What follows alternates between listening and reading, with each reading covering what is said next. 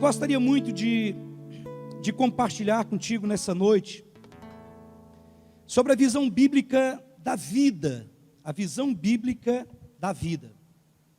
Tem um texto, está em Tiago, no capítulo 4, verso 4, que Tiago diz assim, olha, vós não sabeis o que sucederá amanhã, o que é a vossa vida? Sois apenas como neblina que aparece por um instante e logo se dissipa. Então, o Tiago aqui, ele faz uma pergunta, ele pergunta, olha, o que você entende, o que é a vida? Ele diz, olha, ela é como uma neblina, ela aparece por um instante e logo se dissipa.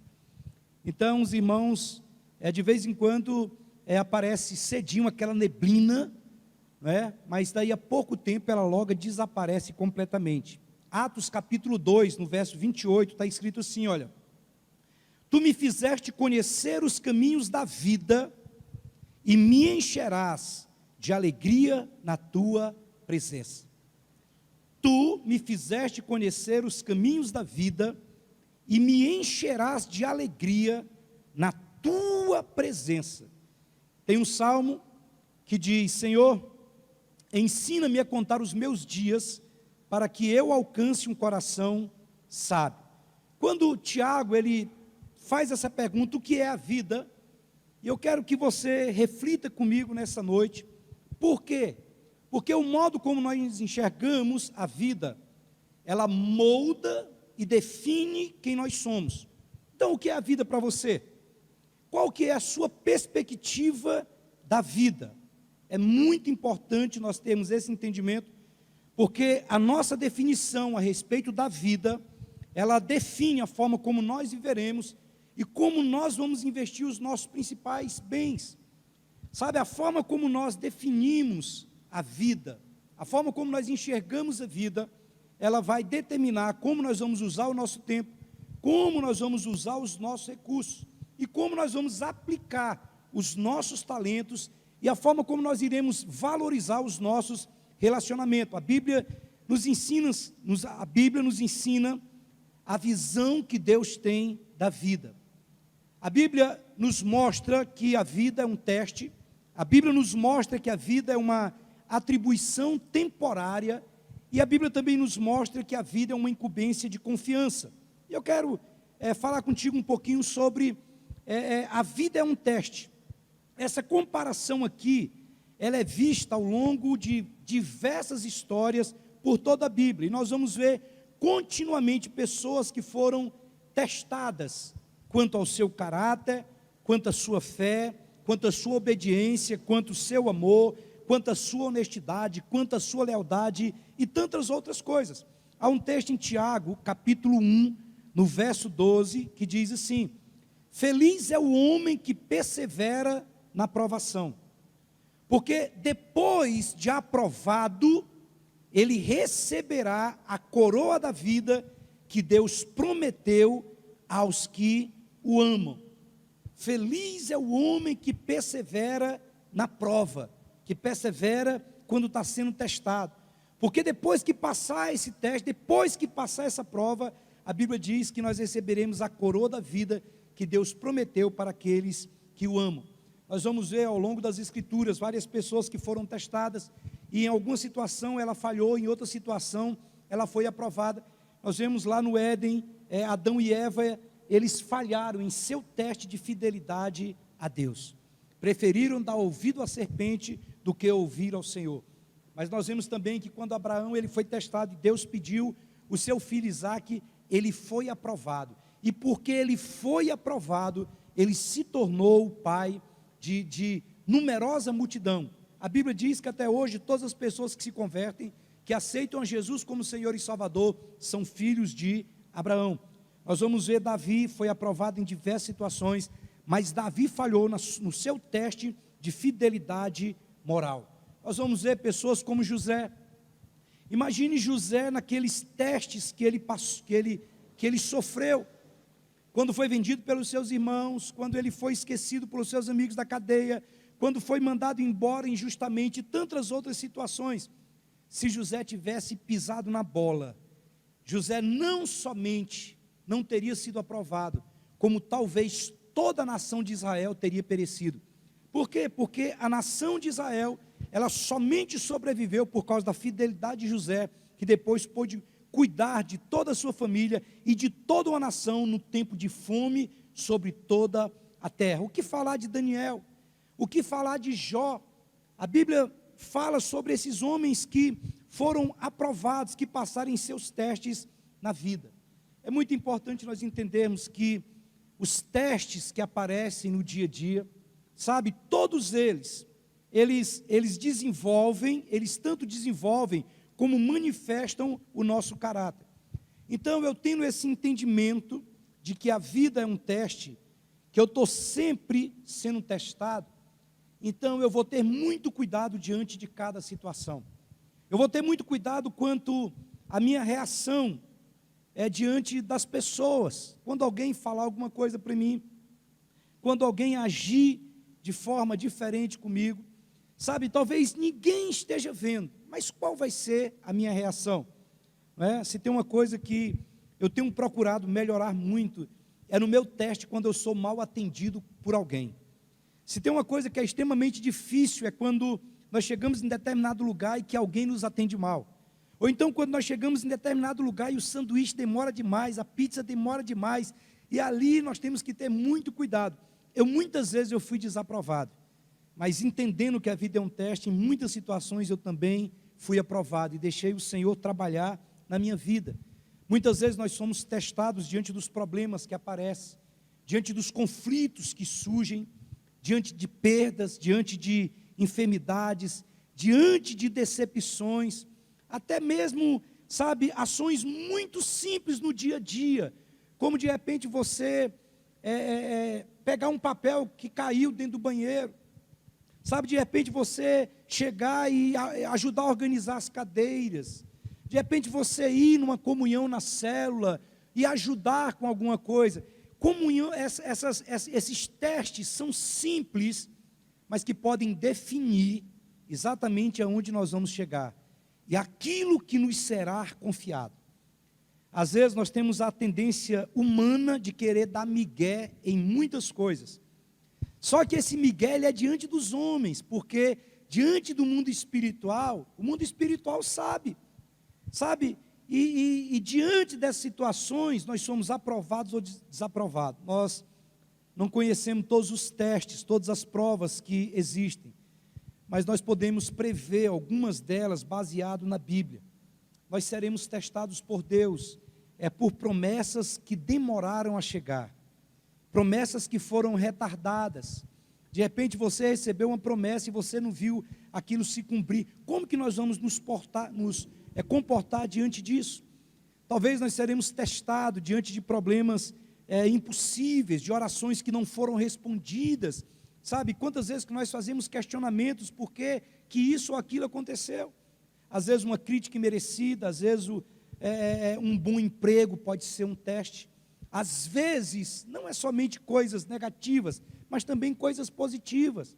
Às vezes o recurso que chega na nossa mão, o dinheiro que nós passamos a ganhar, os relacionamentos, nós começamos a nos relacionar, seja no namoro, seja com pessoas influentes.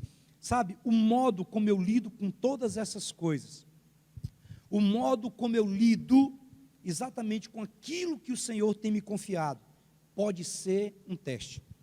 Eu lembro de algumas situações, quando eu era novo convertido, de pessoas que pediam um emprego, e quando elas estavam desempregadas, elas estavam em todo o culto de oração, todo dia de madrugada estava aqui orando, mas conseguiu um emprego e de repente essa pessoa esfriou na fé. Alguns irmãos já pediram oração porque queriam uma moto, queriam um carro, porque estava muito difícil andar de ônibus e vir para os cultos, ir para a célula, e ele falava: pastor, eu quero um carro porque eu vou encher de gente, eu vou levar para a célula, eu vou fazer isso, eu vou fazer aquilo, e de repente a pessoa recebe, mas o coração dela muda completamente, ela começa a achar que dá muito trabalho levar pessoas, sabe, às vezes a pessoa chega e fala assim: olha, você me leva em casa, e ela fala assim: olha, eu estou sem gasolina, de outra forma ela está dizendo: olha, eu vou te cobrar corrida e me dá 10 conto para me colocar o combustível. Mas lá atrás, quando nós pedimos para o Senhor, a intenção do nosso coração era correta, o Senhor liberou, mas e aí? Como que nós gerenciamos essas coisas? Nós precisamos ter muito cuidado, porque durante toda a nossa vida, muitas distrações podem ser um teste. Às vezes o inimigo sabe que a melhor forma dele nos tirar daquilo que o Senhor nos chamou é nos distraindo. Então o nosso relacionamento com Deus e com o nosso ministério nesse tempo de pandemia pode ser um teste. De repente os prédios fecharem, pode ser um teste. Sabe como é? Eu vou continuar dizimando e ofertando, eu vou continuar servindo a Deus, amando o meu Senhor acima de todas as coisas. O pastor não está me vendo, o líder da célula não está me vendo, ninguém sabe o que eu estou fazendo, porque afinal de contas é para todo mundo ficar em casa. Mas talvez isso pode ser um teste.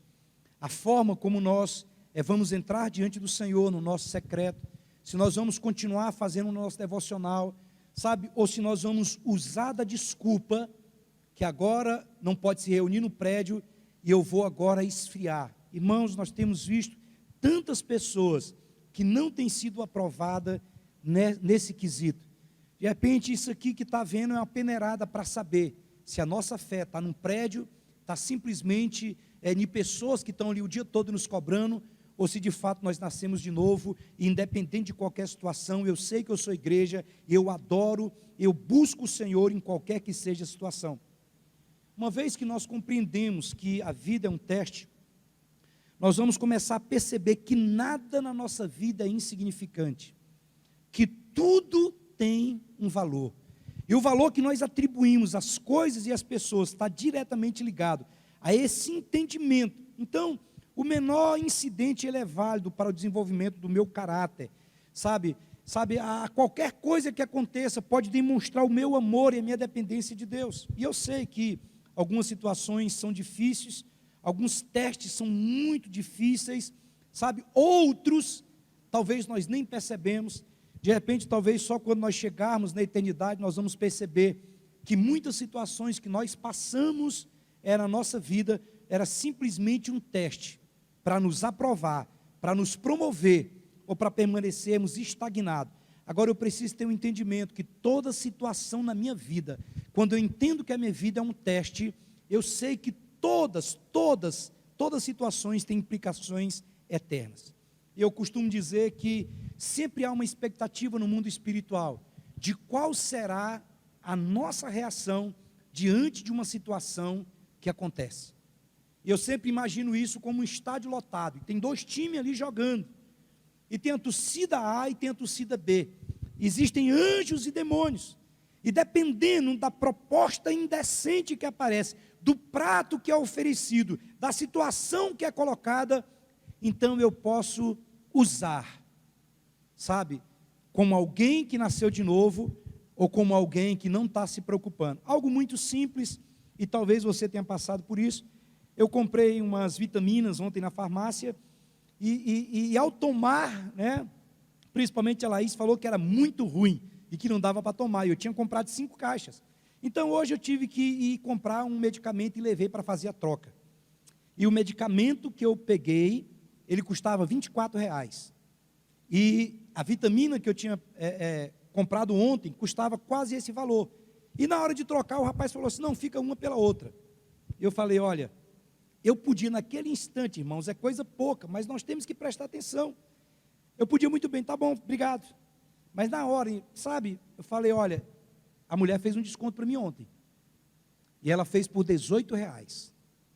Ele falou assim, não, então você dá a diferença lá, R$6. Então eu poderia ter ido embora, mas e se foi um teste?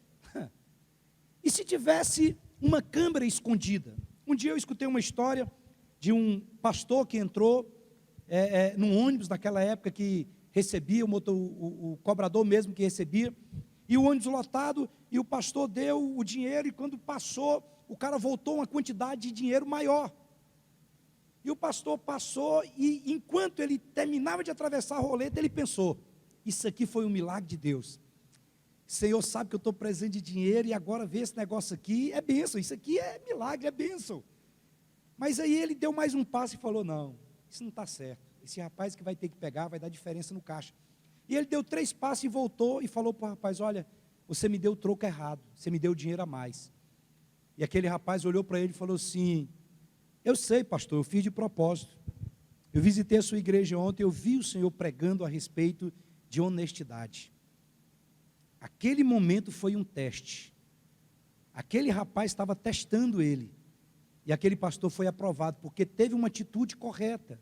Preste atenção, nós não precisamos ser ninguém, nada mais do que somos. Precisamos ser simplesmente aquilo que nós já somos em Cristo Jesus, nova criatura. Então há uma expectativa no mundo espiritual. Toda vez que nós passamos num teste, nós vamos receber a recompensa. A Bíblia fala a respeito disso. É como se o seu time tivesse feito um gol e há um grito de vitória, de celebração nos céus. Sabe, tem um texto em Tiago 1:21 que diz assim, olha, felizes são aqueles que perseveram quando são testados, porque depois de serem aprovados, eles receberão a coroa da vida que Deus prometeu às que o amam. Agora, sabe qual que é a melhor notícia? É que Deus deseja que nós passemos em todo teste na nossa vida. E Ele jamais vai permitir que nós venhamos enfrentar testes maiores que a graça que Ele nos concede para lidar com elas. Tem um texto em 1 Coríntios 10:13 que diz assim, Paulo diz, não sobreveio a vocês tentação que não fosse comum aos homens, e Deus é fiel. Ele não permitirá que vocês sejam tentados além do que podem suportar, mas quando forem tentados, Ele lhes providenciará um escape para que o possa suportar. Deus, Ele está torcendo, o mundo espiritual, os anjos torcem para que nós façamos as escolhas certas. E é nós que fazemos as escolhas. Não vem nada, conforme a palavra, que nós não sejamos capazes de suportar.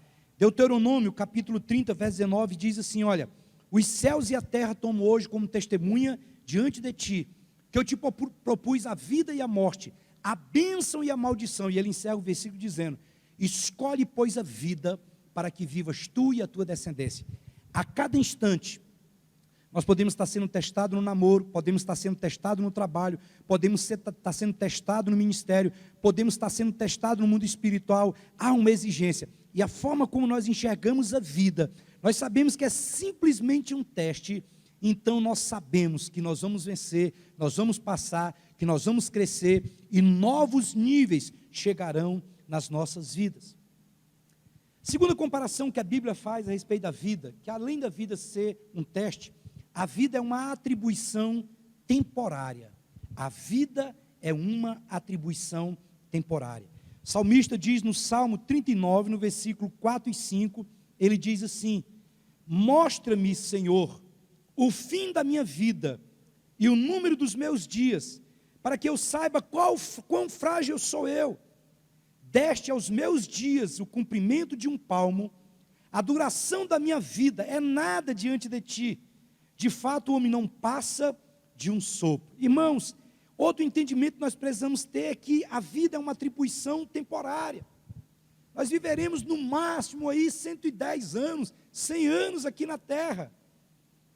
O que é isso comparado com a eternidade? Em 2 Coríntios capítulo 4, verso 18, o apóstolo Paulo diz, não atentando nós para as coisas que se veem, mas para aquelas que não se veem. Ele diz, porque aquelas que nós vemos são temporais. Agora, aquelas que nós não vemos, elas são eternas. A vida aqui na terra é uma atribuição temporária. O Salmo 119, versículo 9, ele diz assim, olha, eu sou peregrino na terra, não esconda de mim os teus mandamentos.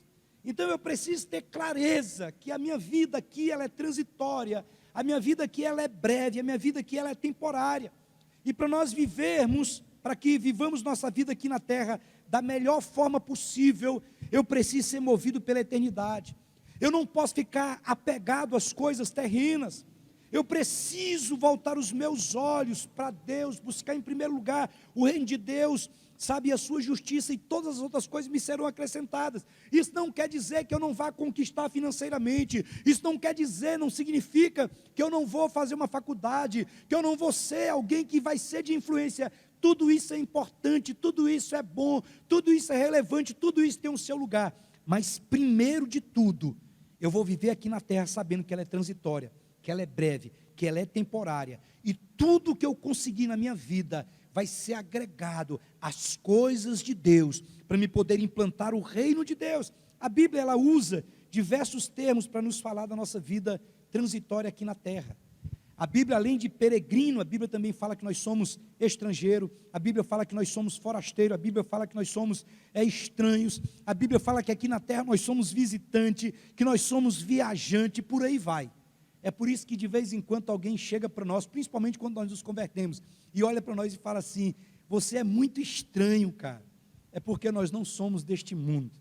De fato, nós não somos deste mundo. Aqui não é o nosso lar permanente. Aqui não é o nosso destino final. Nós só estamos aqui de passagem, nós só estamos aqui visitando. O céu não é o nosso destino, o céu é a nossa origem. De lá nós viemos e para lá nós vamos retornar. Eu tirei o meu passaporte alguns anos atrás, em 2006, para me fazer uma viagem para fora do país. Agora, no meu passaporte ele tem a minha foto e ele tem o visto. E esse visto é o que me dava direito para entrar naquele país. Mas ele não me dava o direito de permanecer por um tempo indeterminado lá naquele país. Eu cheguei, por exemplo, em Portugal e o visto era somente para 30 dias. Então, o visto era só temporário. Eu ia permanecer lá por um tempo, não era para o resto da minha vida, de maneira alguma. Eu não iria ser um cidadão português ou africano, porque depois fomos para a África. Era apenas um visto temporário. Eu quero dizer para você aqui nessa noite, que o seu visto para viver aqui na terra não é um visto permanente, ele é um visto apenas temporário.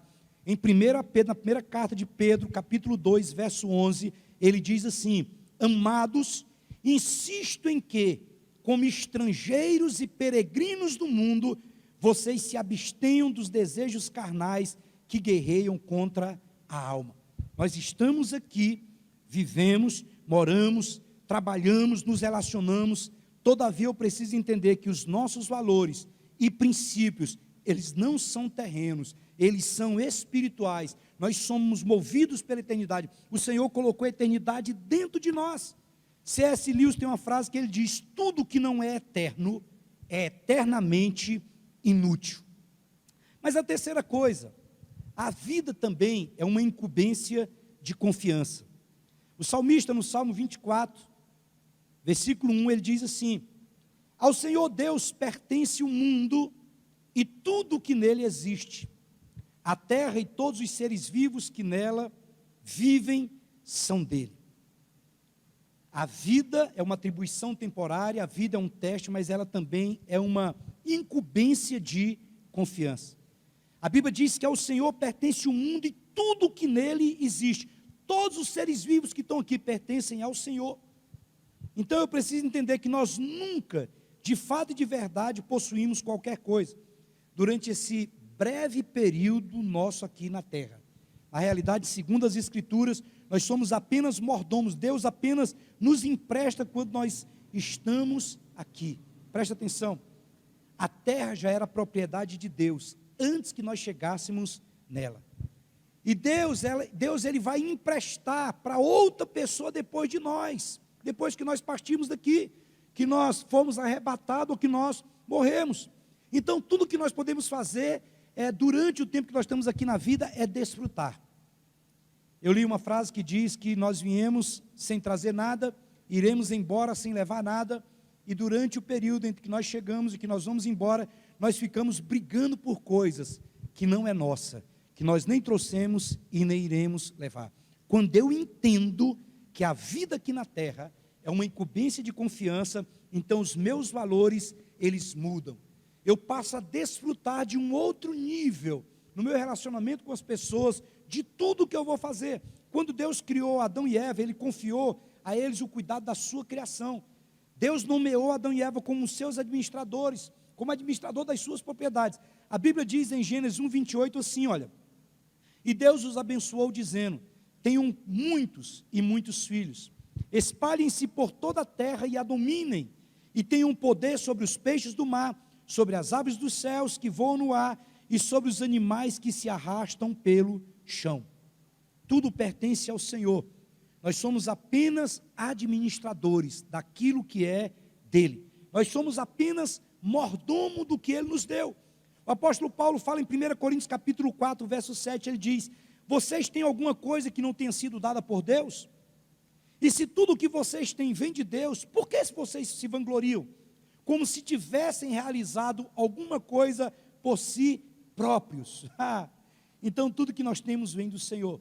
Um exemplo muito comum é, de repente, alguém que pega uma casa para passar férias. Você fica ali naquela casa, de repente uma casa é na beira da praia, imagina aí. E você fica ali por uma semana ou por 15 dias, e a pessoa deixa ali tudo por conta dela, você vai simplesmente usar. Mas quando vence o prazo, você vai ter que deixar a casa e depois você vai ter que sair. Porque não é seu, você estava só usando, era só emprestado. A mesma coisa um carro.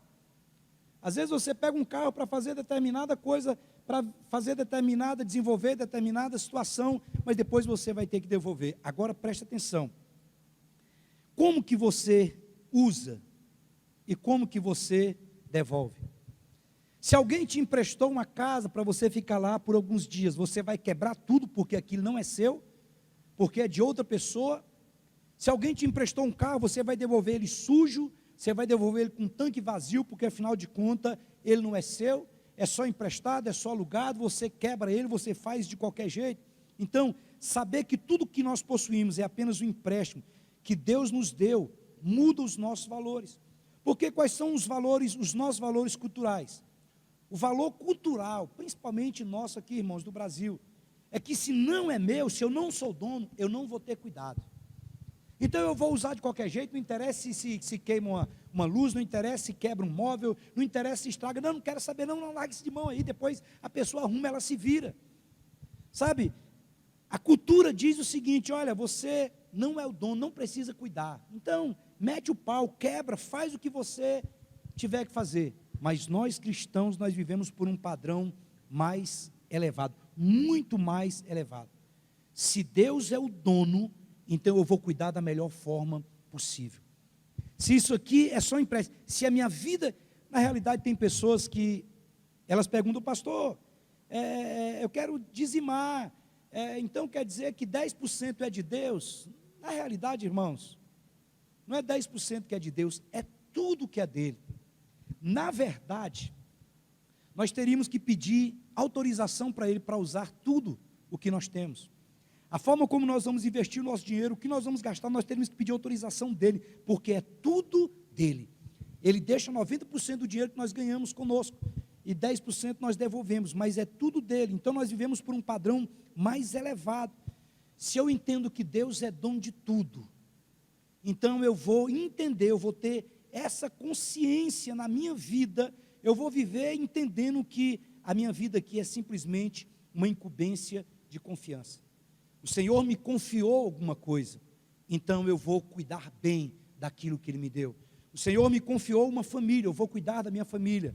O Senhor me confiou bens, finanças, empresas, eu vou cuidar bem. O Senhor me deu um ministério, eu vou valorizar esse ministério. Sabe, eu não vou deixar que outro tome o meu lugar, eu não vou deixar que outro faça o que eu tinha que fazer. Eu vou procurar me encontrar diante do Senhor, como Paulo diz em 1 Coríntios capítulo 4, verso 1 e 2. Assim, pois, importa que os homens nos considerem como ministros de Cristo e despenseiros dos mistérios de Deus. Ora, além disso, o que se requer dos despenseiros é que cada um deles seja encontrado fiel. Tudo de que nós desfrutamos deve ser tratado como uma incumbência de confiança que Deus colocou e que pôs nas nossas mãos. Tem muita gente cuidando mal daquilo que Deus deu. Tem muita gente que não tem levado a sério aquilo que o Senhor colocou na sua mão. O verso 2 diz, olha, além disso, o que se requer dos despenseiros é que cada um seja encontrado fiel. No fim da nossa vida sobre a terra, nós seremos avaliados e recompensados conforme o nosso desempenho ao lidar com aquilo que o Senhor nos confiou. Seja coisa pequena, seja coisa média, seja coisa grande. Isso significa que tudo que nós fazemos, mesmo uma simples tarefa diária, tem implicações eternas. Mateus capítulo 25, verso 21, diz assim, o Senhor respondeu, muito bem, servo bom e fiel, você foi fiel no pouco, e eu o porei sobre o muito. Venha e participe da alegria do seu Senhor. Irmão, se tem uma coisa que eu quero muito, é chegar diante do Senhor e Ele dizer, entra no gozo do teu Senhor, servo bom e fiel, servo bom e fiel. Tem uma frase no filme Gladiador, já devo ter assistido aí quase uma dúzia de vezes, que o artista principal tem uma hora que ele diz assim, olha, aquilo que nós fazemos aqui na terra ecoa na eternidade. Aquilo que nós fazemos na vida ecoa na eternidade. Então, quando nós vivemos na terra, se preparando para a eternidade, nossa visão, nossos valores mudam aqui na terra.